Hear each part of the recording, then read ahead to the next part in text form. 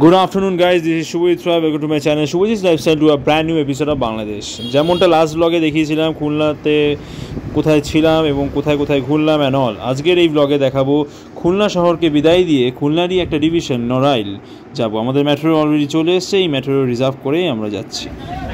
এখন আমরা কোথায় যাচ্ছি? এখন যাচ্ছি বারুইপাড়া ঘাট পার হয়ে যাবো নড়াইল বাস স্ট্যান্ডে। ওখান থেকে বাসের পরে যাবো নড়াইল, সিএনজি বা ইডি বাইকে করে যাবো রূপগঞ্জ বাজার। আপাতত আমাদের নেক্সট ডেস্টিনেশন হচ্ছে বারুইপাড়া ঘাট। যেতে যেতে তোমাদের পুরো জার্নিটা উপভোগ করাচ্ছি, চলো দেখতে থাকো।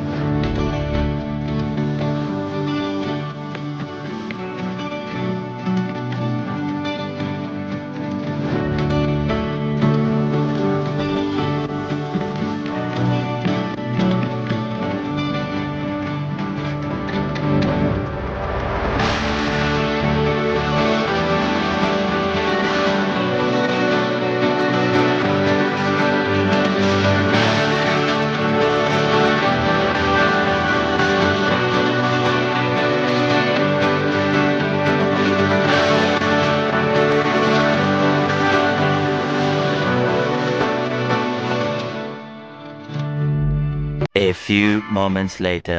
সো অলরাইট, আমরা বারুইপাড়া ঘাট চলে এসেছি।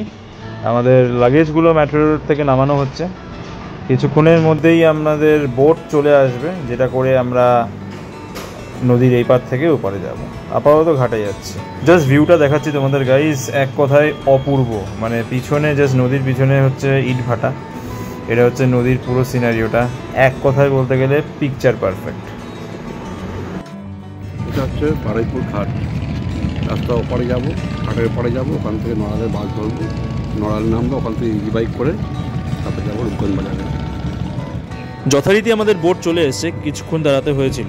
যেহেতু এখন বাজে বিকেল 6টা, এখন এই পার থেকে লোক ওই পারে যাওয়ার খুব কমই থাকে, তাই একটু দাঁড়াতে হবে। প্যাসেঞ্জার ভরে গেলেই তারপর ছেড়ে দেবে। আর যেমনটা বললাম, নদীর এই পারে ইট ভাটা দেখতে পাচ্ছ। চলো আমার সঙ্গে সঙ্গে তোমরাও বোট জার্নিটা উপভোগ করো।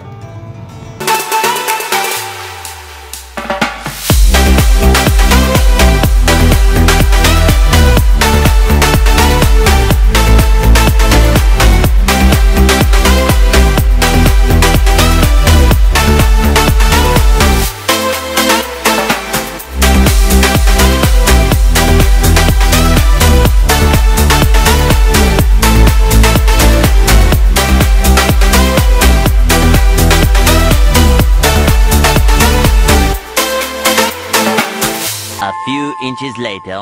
কিছুক্ষণের মধ্যেই আমরা ওপার থেকে এপারে চলে আসলাম। হাতে গুনে 10 থেকে 15 মিনিট মতন লেগেছে। এখন বাজে ঘড়িতে 6:30, অনেকটাই বিকেল হয়ে গেছে। আর বলে রাখি, ওই পার থেকে এই পারে আসতে 10 টাকা করে চার্জ করেছে বোট ফেয়ার, যেটা এই পারে এসে দিতে হবে। যেহেতু অনেকটাই এখন বিকেল হয়ে গেছে, আমাদের কারোরই জানা ছিল না এখানে লাস্ট বাস 6টায় ছেড়ে দিয়েছে। এখন এটাই প্রশ্ন, কিসে করে যাওয়া যাবে। এখন আমরা বারুইপুর ঘাটে চলে এসেছি। বারুইপুর ঘাট থেকে হিসাব মতন আমাদের বাস নেওয়ার কথা ছিল, বাট দেরি হওয়াতে লাস্ট বাস ছিল আজকে 5টা নাগাদ। তো ওই বাসটা চলে গেছে, যেটা নড়াইল যাওয়ার বাস এখান থেকে। তো এখন তাই ইজি বাইক রিজার্ভ করে এখন নড়াইল যাচ্ছি। কিছু করার নেই, নো আদার অপশনস, তো তাই জন্য আর কি। তো পার হেড 70 রুপিস করে চার্জ করেছে, 210 রুপিস তিনজনের। তো সরি ফর মাই ভয়েস, প্রচণ্ড গলায় কাশি হয়েছে, তাই জন্যই ভয়েসটা ঠান্ডা লেগে গেছে। তো এই হচ্ছে ব্যাপার। তো যাওয়া যাক। এখন Narail minimum 45 minutes to 1 hour মতন লাগবে। তো যে কথা হচ্ছে, এখন ঘড়িতে বাজে বিকেল 7টা আর ধূরে অন্ধকার। কিছুক্ষণ যাওয়ার পর একটু আলোর সন্ধান পেলাম। যদি তোমরা কোনো দিনও আসো রূপগঞ্জ বাজারে, তাহলে অবশ্যই বাসে করে আসবে, নাহলে জার্নিটা কিন্তু প্রচণ্ড রিস্কি হয়ে যাবে সত্যি কথা বলতে। যেহেতু আমাদের জানা ছিল না লাস্ট বাস 5টায়, তাই আমাদের এইভাবে আসতে হয়েছে। যথারীতি after a long hectic journey finally Rupganj বাজারে পৌঁছালাম। দাদাকে ফোন করে দেওয়া হয়েছে, দাদা লোক পাঠিয়ে দিয়েছে আমাদের পিক আপ করার জন্য। এখন আমরা যাচ্ছি সাহা বস্ত্রালয়। সাহা বস্ত্রালয় হচ্ছে নড়াইল শহরের সবথেকে ফেমাস একটা শাড়ি, নড়াইল শহরের সবথেকে বিখ্যাত দোকান, যেমনটা বড় বড় করে লেখা আছে সাহা বস্ত্রালয়। আর এটা হচ্ছে ভেতরের ইন্টেরিয়ার, আর বাইরেও অনেক বড় স্পেস নিয়ে আছে। তো যদি তোমরা নড়াইল শহরে আসো তাহলে অবশ্যই আমার দাদা আর বৌদির দোকানে একবার ঘুরে যাও।